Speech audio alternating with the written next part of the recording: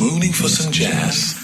Let Nothemba Madumo serve you up some jazz and beyond. On 702 and CapeTalk. It's Jazz and Beyond on 702 and CapeTalk with me, Nothemba. And of course, you know, we come here for the jazz and then we stay for a good time. And today I'm very happy because, you know, we have some artists who sing songs. Others tell life stories through sound. And our next guest does both of these things so beautifully. And she's coming from the heart of Cape Town. And then she took herself to the jazz clubs of New York City. She's the award-winning and celebrated Melanie Scholtz. Hi, Melanie. Oh my gosh, Sis Nothemba, what a gorgeous introduction. May I take that as a pre-record to all of my live shows? I'm really thrilled to be here. Thank you so much. No, I'm happy to be talking to you again. In fact, I think we talked about with you on the show when Seven came out. Yes. And you were in the US at the time. Yes. And I don't know why you also just decided you're going to impose some self-exile and leave us alone in this country and go to Europe and the US. And now and again you remember us and just come and pop in and like, hey, I'm here. How you doing? Bye. What's happening to you, Melanie? This globe-trotting business. Yes, no, I mean, that's part and parcel of what we do. Definitely miss home. You know, home is definitely in my heart, doesn't matter where I am. Sure. And, you know, always great to come back, this time for UNISA as one of the adjudicators for the voice competition. Yes. And that's been super inspiring. If anything needs to get you in a more stable practice routine, it's a voice competition. Honestly. It's adjudicating a voice competition. And I guess just being requested to do that was 100% was a very important thing for you. Yes, and so it feels like a real full circle moment to come back, especially in this kind of capacity. I also picked up my very first South African Music Award just the other day. Yes. And that was an absolute thrill after 25 years, you know, of being in the business. And you know, thanking you and so many other amazing DJs for playing the music, for having us on your shows, like from day one, you know. So, because we really are nothing without you guys. And of course, the fans who just waited, you know, I think probably 10 long years for this album to come out. To come out. Yes. But just for a moment, just staying on the adjudication. Yes. Thing. Considering you've been doing this for so many years, just paint a brief picture of the kind of talent you've been exposed to in this judging for UNISA. Unbelievable. Of course, this is an international competition. Yeah. I am not at liberty to speak very much about it. Sure. I can really just speak quite generally because I am a member of the jury. It's just been a life-changing moment to sit and listen to, you know, people from around the world and South Africa just represent themselves so incredibly authentically, using the art form of jazz, which we know not just in South Africa but all around the world, especially America, is liberation music, is freedom music. Sure. So to be able to listen to this, you know, for the past couple of days has felt like such a gift. Scatting up a storm. I've never heard more scatting in my entire life, and just of a very, very high quality. And yeah, I feel like, you know, as South Africans, we have nothing to stand back for. We really are land of the voice. Yeah. We have a very special quality that cannot be duplicated or replicated. True. Yes. And we need to be proud of it. Yes. So that pride, you know, that pride of who we are needs to really be celebrated. And I feel like, you know, the whole world spotlight is on us. I really feel that in a big way with Amapiano, with Tyler, with Trevor Noah, with all of the people who are out there just on a global scale. We are ambassadors for our country. And so I feel like everyone that's been part of this competition has really been such a amazing ambassador Yeah. for where they've come from. And just saying that, I also have a sense that, South African artists and creators have become, they've sort of like come out of the shadows. Yes. And we have now realized, actually, we have so much to give and to share and to be proud of. And we are not under we're not less than anyone. Oh, not at all. We actually, the fact that people crave for what we have gives us all a sense of confidence and pride, and we're just now drawing from back into our souls to like, listen, if you thought that was good, let me show you, kind of thing. Yes, we're able to dig deeper and to really, like, I always think, authenticity is really your superpower. Yes. So when you can allow yourself to be vulnerable enough to be authentic, then therein lies so much power. And that's what's really attractive, especially with music, because, otherwise you can't make people feel something. If you can't allow yourself to feel something, it's how very can you important. expect others to feel something from And what you're talking trying about to create? feeling something. Yes. The album 7, for which you got a Summer Award. Yes. Congratulations. Thank you so much. Because I didn't have a appreciate it. chance to congratulate you. Thank you. That was quite a personal one, because it had something to do with you're exiling yourself. Yes. You're being really just telling your personal story and about living in New York. Yes, just the non-glamorous version of that. Because I think we always associate New York with Times Square and, Sex in the City and Carrie Bradshaw and running around in Manolo Blahniks. Yes, and also, people, that's not the real thing. And normally when, South African artists go to the US, we half expect to see you in the news, on TV. Yes. You're hanging out with Beyonce or wow. somebody, and people forget that a lot of what we see and what we're exposed to is driven so much by the industry there and the marketing 100%. that they put to, to sell who they want to sell. Yes. And as a result, we miss out on, as we're talking, the authentic and the real artistry of some great musicians. Yes. And unless you seek this out on your own, you'll just be, you just see the surface of what's brought to the surface all the time, which is driven by lots of money behind it. Exactly. Yeah. And it really is a machine. It is a so machine. if you're not part of that machine, you have to have what I call grace or just divine luck.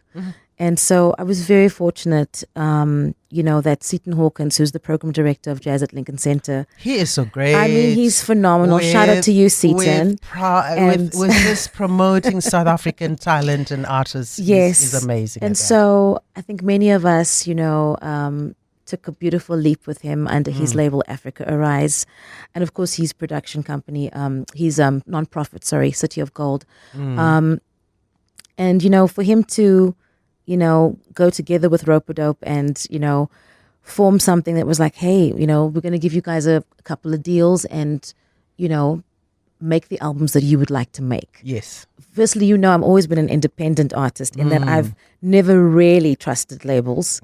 But because Seaton was involved, I knew that I got to keep my masters. I also knew that, the integrity of my artistry was not going to be compromised. Yeah. The only condition for making 7 was that it needed to have South African musicians. And of course, I was like, I would love to come home. And I willed it. And like I said, divine luck, I got booked for the Nerox gig. Yeah. And I was able to work with my original trio, which was Bokani Daya, Marlon Witboy, and Benjamin Jefter. And we recorded at Bra Steve's Daya Tribe studio. And just, kind of laid everything down in one day. Did some vocals there as well, but I actually ended up doing a lot of the vocals in the backgrounds in New Jersey at Arco Studios with Scott Kettner. And, And this is music you had written already that was just sitting there. Over the 7 years, yes. Yeah. And some of the interludes I actually recorded in my bedroom just using Logic and my looping machine. Okay. So those kind of came towards the end as I really wanted the whole album to kind of read like a journal. I wanted people to feel like they knew me. And yeah, like I said, blood, sweat and tears, not forgotten dreams, but remembered dreams. Let me say that. Yeah. Because I think that New York makes you forget that you had dreams because you're in this grind mode all the time. Whether you're teaching, whether you're performing, you're in the survival mode. It's really, I always say that I'm a goldfish and I landed in a shark tank. And I always say that New York's a shark tank. It's a shark tank. And tough for goldfish to be there, but you learn to put up your fins and, when you need to. And so a lot of those stories, like a lot of those interludes in between were very personal reflections. Yeah.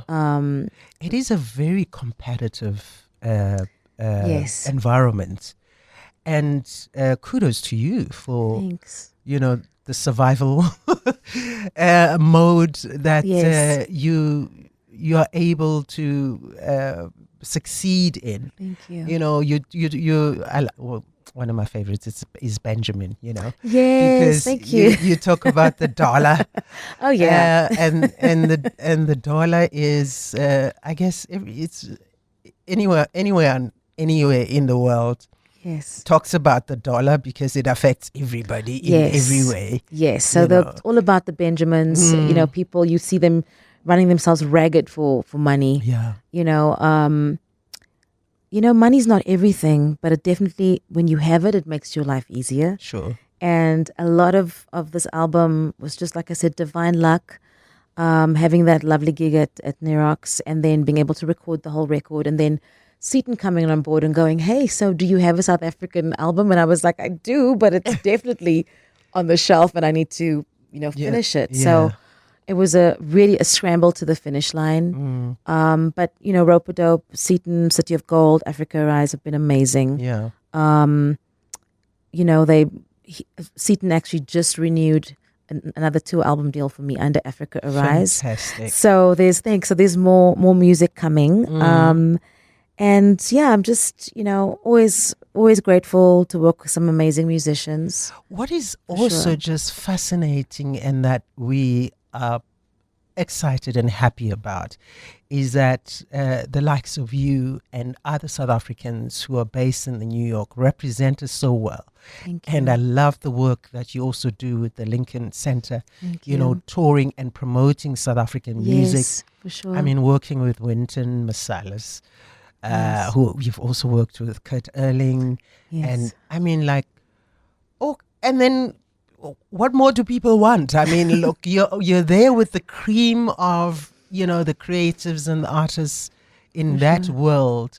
And what more must we ask of you, really? Thank you. That's very kind. I mean, for me, I really always feel like I don't do things for accolades, but I am very honored that this particular album at this particular time in my life, got the recognition it did, because it is a different time of life for me. Lots of changes, lots of familial changes. I lost my father about, probably 9 months ago now. Oh, sorry, man. Thanks. Sorry. Thank you so much. So, it kind of all of these beautiful things coming at a very pivotal time for me. And I'm just sitting in a seat of gratitude and, I feel very inspired. I'm ready to get back in the studio. It's like you opening the tap. Yeah. And for me, Sis N, I've never made an unintentional album. Yes. I always believe I'll rather wait for the right time, because for me with 7, I knew I wanted my original trio. Could I have recorded in the States? 100%. Of course. But I wanted people who knew me to be like, wow, okay, this is what you've been through. And, Marlon and Benjamin, together as a rhythm section are just phenomenal. They are amazing musicians, and all of them in their own individual capacity, right? Exactly. And then I can't not talk about Bukani Daya because, besides being a phenomenal musician in his own right and composer, I've always felt, a great kind of, kinship with him in terms of like, hey, he's completing my sentences in terms of music. We're always on the same page. So I just knew I didn't want to depart from that sound because we ended with our time. And then I, left. And yeah, like I said, it's been more than 10 years. Yeah. And I know the fans, I'm so grateful. Everyone who's ever listened to my music or, ever come to a gig, I do not take that for granted. And I'm so appreciative, really. Look, just away from 7. Yes. Just going back and tracing your musical career. You've had so many albums. The Connected, Living Standards, Our Time, Freedom Child. I don't want to go to Sweet Nancy for now because that one is another special thing for me. But also the fact that you started classical music and then jazz, and then you're doing all sorts of different genres and different formats. Yes. And also just projects with Matthews where he does his poetry, and you do this explorative and freedom to venture into and even this looping thing that you the lone looper. the lone looper. What is it about that for you, that fulfills you, the fact that we are in a position to be anything at any time with anyone and anywhere? Wow, that's generous and kind of you. And anyhow.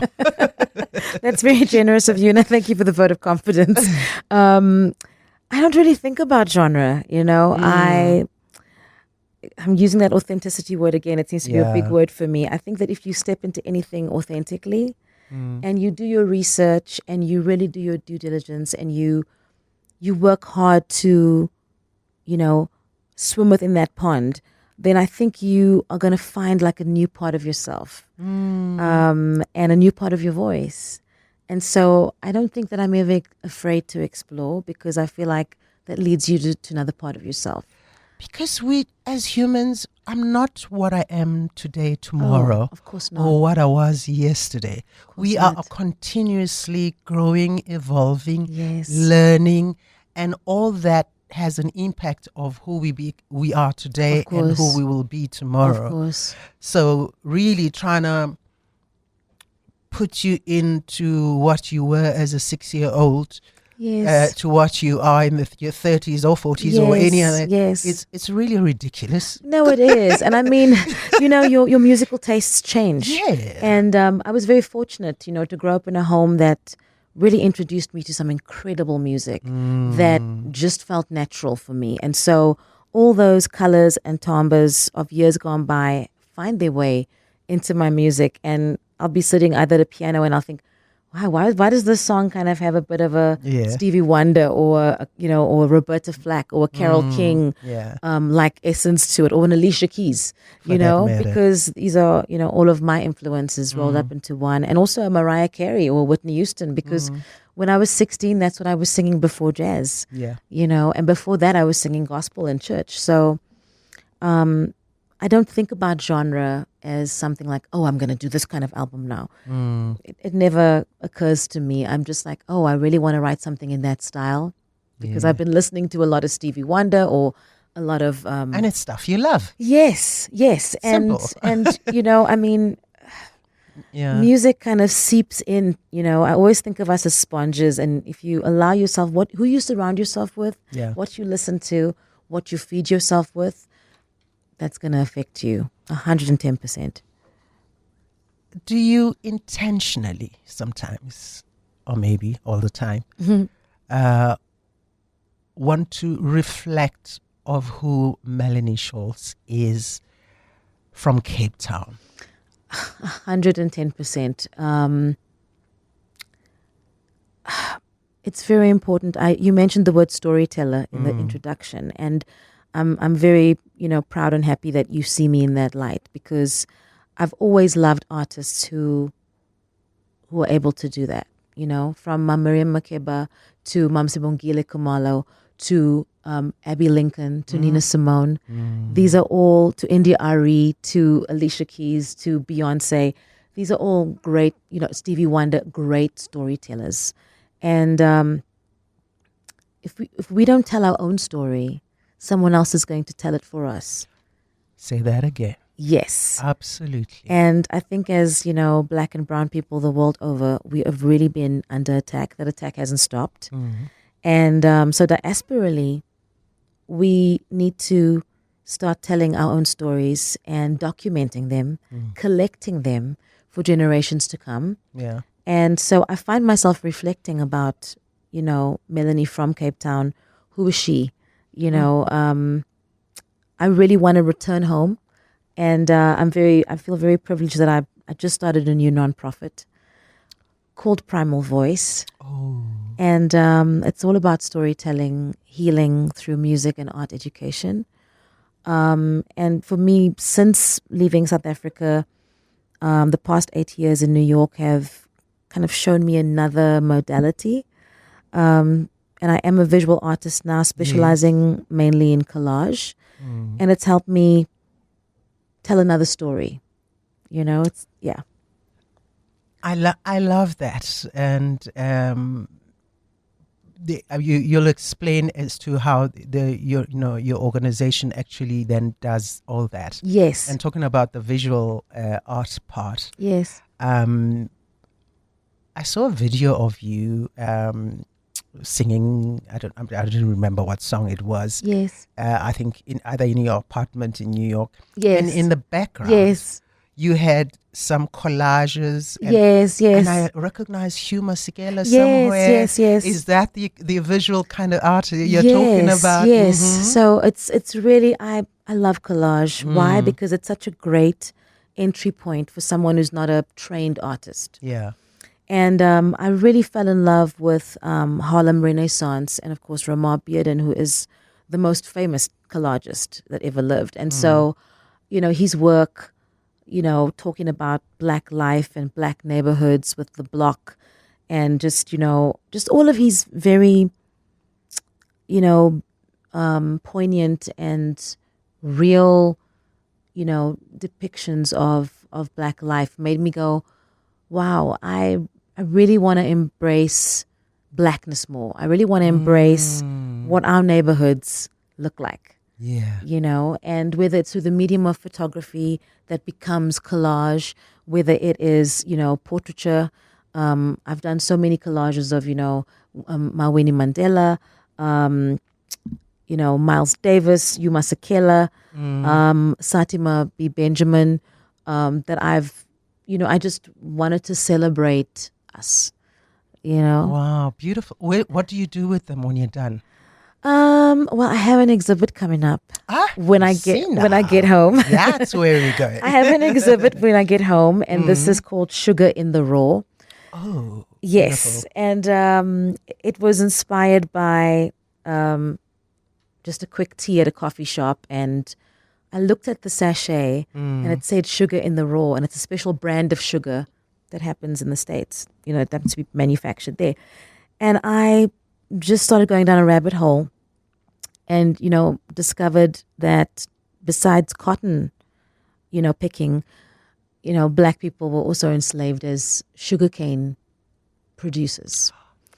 And so I went down the rabbit hole, and I think there's another African-American artist called Kara Walker that many years ago had this beautiful exhibit with a giant sugar baby that she did, kind of in reaction to, slavery and how the sugar was produced by us.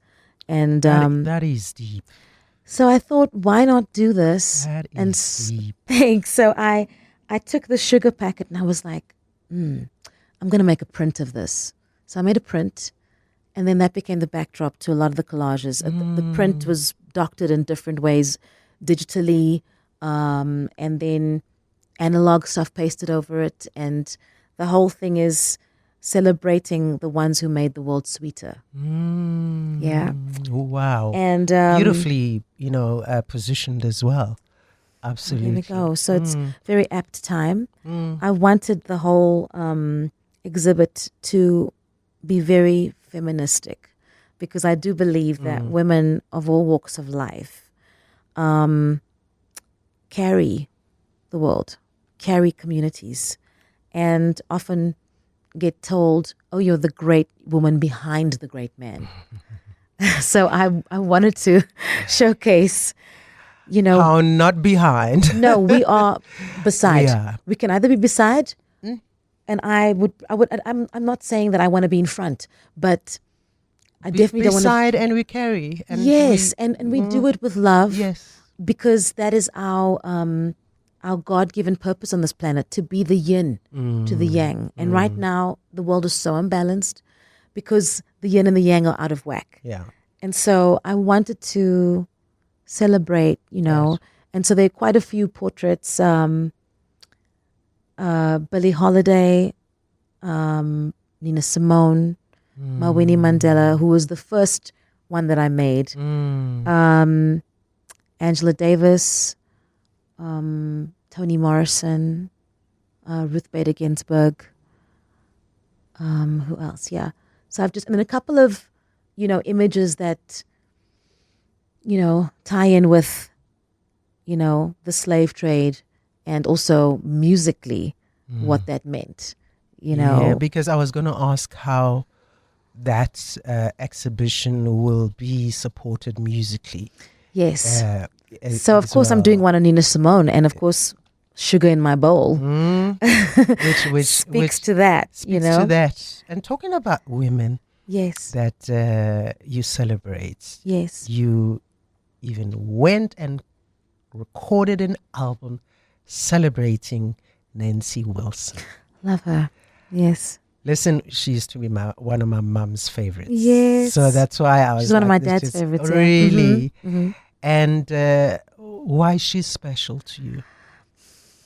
Nancy will always remind me of, me taking my father coffee in his man cave with all of his vinyls. And he knew I was into, at that point, Mariah Carey and Whitney Houston. I mean, I think I was 15 or 16. And I just started voice training, actually, at that point at the Eon Group. So I was singing, Whitney and Mariah, but I was also singing opera. And he was like, I'd bring him his tea and he'd be like, no, sit down, listen to this. And because he played alto sax, he was always promoting, listen to some alto sax. So obviously Charlie Parker was his absolute favorite. So we'd listen to Charlie Parker and he's like, yeah, you have to remember, even though you're singing opera, you can now sing Donna Lee in the original key. You can learn to sing like, black music now, with even more facility. And so there was Charlie Parker, there was Sonny Stitt, there was Cannonball Adderley. And so he put on this vinyl, and out came this voice that absolutely stopped me in my tracks. And I picked up the LP, and of course it had a white cover with her in a gorgeous yellow dress, fitted figure-hugging dress, with her and Cannonball kind of having interplay on this LP. And I was like, who's this? And he's like, that's Nancy Wilson. And I was absolutely hooked. And many years later, I didn't realize this, but people would come to me and say, oh, you kind of sound a little bit like her. You have a little bit of a similar color in some places. And I was like, wow, I'll take that. She's one of the greatest to ever do it. Sure. Ever do it. So that's how I got introduced to Nancy. And the word storyteller comes up again because that's who she was too. Yeah. She was a supreme storyteller. And I was wondering, actually, when I was listening to it, as to how you got to choose those particular tracks of hers. Yes. And you do absolute beautiful job. It is Melanie singing Nancy. It's not Melanie trying to be Nancy. Not at all. Thank you for that. Which is so beautiful about it. You do the very thought of you. Yes. All My Tomorrows, even Too Late Now. Yes. You do that so beautifully. The Old Country, The Shadow of Your Smile. All these are some of, a lot of people's favorites. Yes. And how you intentionally wanted to be Melanie on this.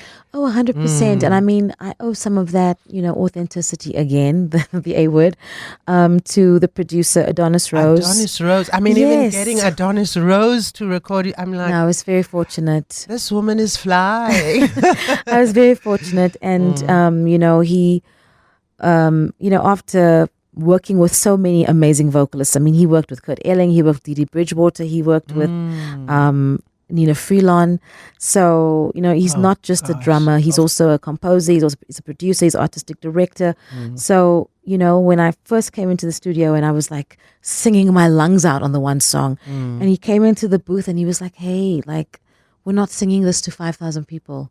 He's like, just sing it to us here and sing it to yourself. Bring it right here, bring it close. And I said, but won't that be too sweet? And he's like, your voice is sweet and that's okay.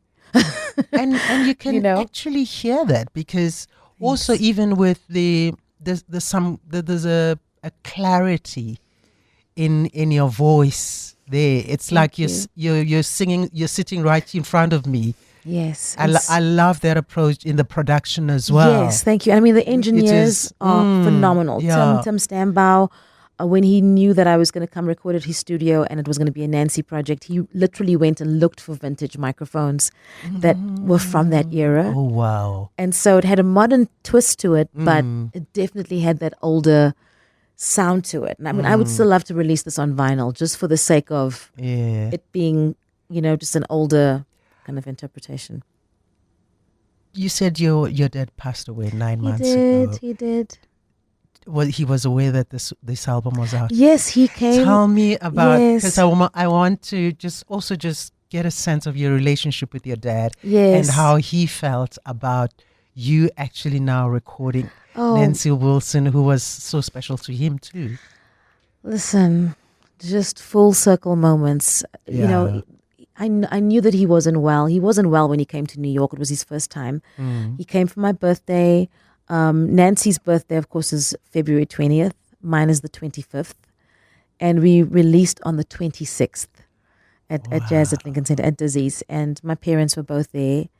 And it was such a happy night. Oh, man. And, he got to watch both sets live with not the actual band, but Adonis came as well and played.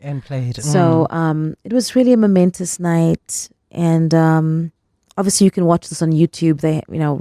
We recorded some of it on YouTube. If you want to revisit that night, there are definitely clips from it, and also full length first set, I think. But yes, it was such a full circle moment, and I don't know. I mean, I felt like I was really flying high, and I felt like, wow, my dad was so proud. He was like, weeks after the launch, he'd come back to South Africa, and I feel like my dad was on his farewell tour, even though we didn't think that and know it at the time, because he came to see me, and then he came back to South Africa and saw all of our family here, and then went back to England, where my parents had been living for like 20 years, and had a heart attack, and was in a coma for a couple of weeks, and I was fortunate enough to be at his bedside, almost until he passed. But those are just beautiful full circle moments that for me now live forever, etched in my memory. And I know that he's made a lot of things happen.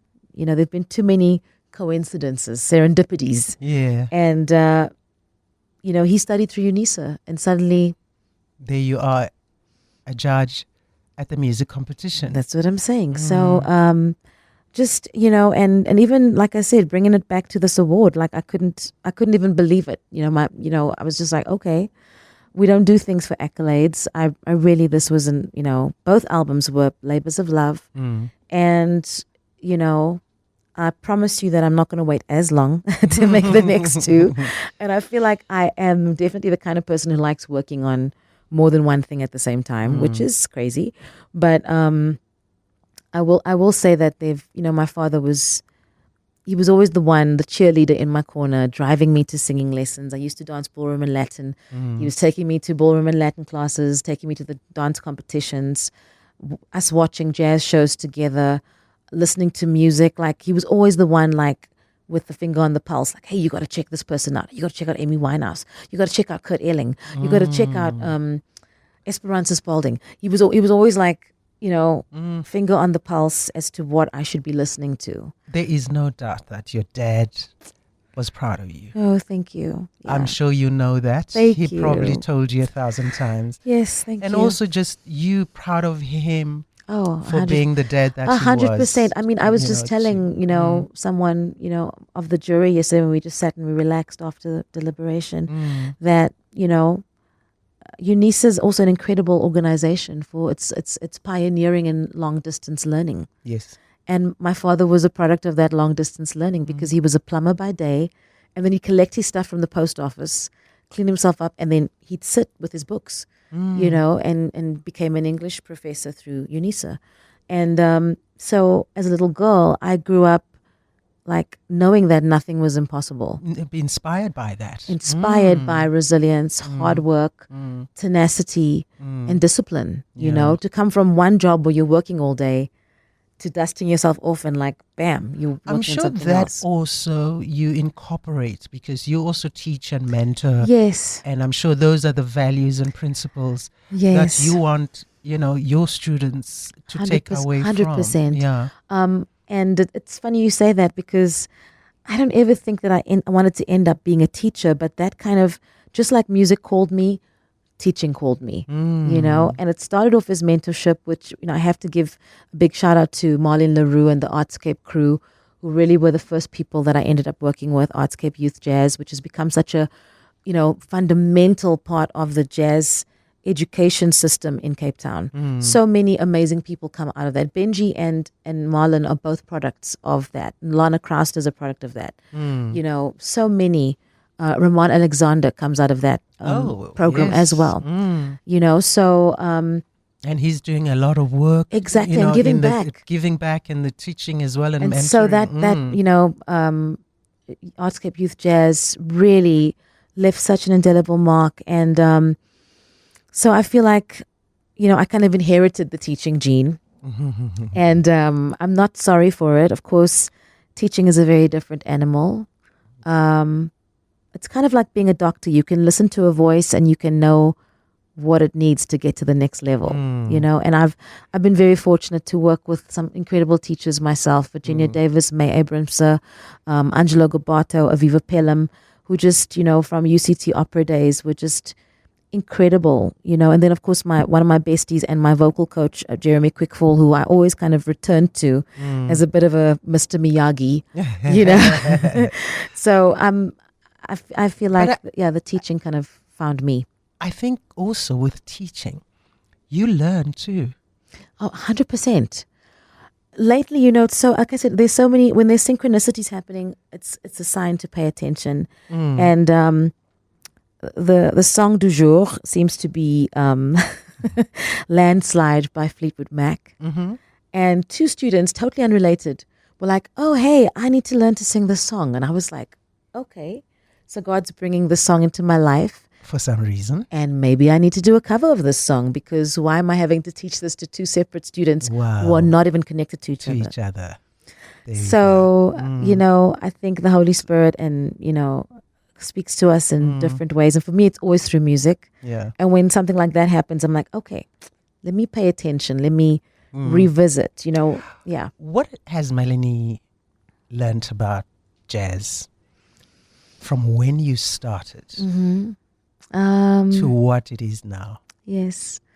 Well, the word that comes to mind is evolution. When I did my first standards album, Living Standards, which was really such a melting pot and recorded in 3 different places in the world, and different colors, it's evolution. It's me listening to myself in different times and going through different things in my life that, made me choose certain songs. And also different people that I worked with. So on Living Standards, I was working a lot with Johan Herlen, Martin Sjöstedt, from Stockholm Jazz Orchestra, having met them at National Arts Festival. And so that naturally became direction I was going to go into. And they then brought in Shal Erman, who, bless his soul, is no longer with us, but, played with ABBA, and to have a real organist. So I think also the people I was working with at the time dictated the kind of jazz that I was singing, and the evolution of that. I was working with a bass player from Norway, Jus Konsar. We eventually did a full-length album called Kindred, but we worked in the bass and voice idiom, and we did stuff like Portrait of Tracy, Jaco Pastorius, Carlo Mombelli's Requiem. So just a bit more eclectic. And it actually brings me to, very quickly as we start wrap up, the Lone Looper project, where now you even add technical elements into your musical being, so to speak. Yes, so that really came out of survival. I didn't always have money to book someone to play for me in New York, and I was like, let me figure out this machine. And I ended up doing, in Czech Republic and Poland as well, I remember people just hiring me to play at a gallery. So I kind of felt like a vocal DJ in a way, And I still write a lot of vocal arrangements on the looping machine, and I use them now for teaching a cappella choirs. Which is fantastic. In fact, I remember when I was at, doing the jazz show at Metro FM, where you came and performed live. Yes, Strong Bones, live in your studio. You were doing your looping thing, and I was just fascinated by it. Thank you so much. But maybe lastly, where, the fact that you live in New York, and I have an image in my head about, all South African musicians who get to go there, either they're touring or do you get calls, hey, we're in town, can we hang out, or can we do a gig together? What happens? Is there a South African community, so to speak? Well, I bring it back to Seaton, because he's always the one bringing us all together. And so, you always get a call saying, or a text saying, hey, so Bra Steve is coming. Do you want to come watch the show? Or Bukani's playing, or Sisonke Konti's coming. Do you want to come and watch his debut at Dizzy's? There is very much a sense of community. Fantastic. And also, Bra McCoy and Khubata, and whenever they come, it's a beautiful thing. You feel very proud because it's a special sound carried across the ocean to meet American audiences who maybe haven't, heard that modern South African sound. They might have heard, Ma Miriam and Brayu, but things have evolved since then, so it's nice. Listen, congratulations on your summer and so all the much. awards that are still coming. Thank you. But I'm very happy to celebrate you here on Jazz and Thank you Beyond so much. on 702. Thank you for having me. Always amazing to And I'm be sure here. the Cape Townians listening on CapeTalk are going to be very happy that they're well represented by you, not only here on the show, but around the world. Thanks so much. As well. And all the best. Thank you for coming. Thank you. Thanks for having me. Come for the jazz and stay for the good times. On Jazz and Beyond with Nothemba Madumo. On 702 and CapeTalk.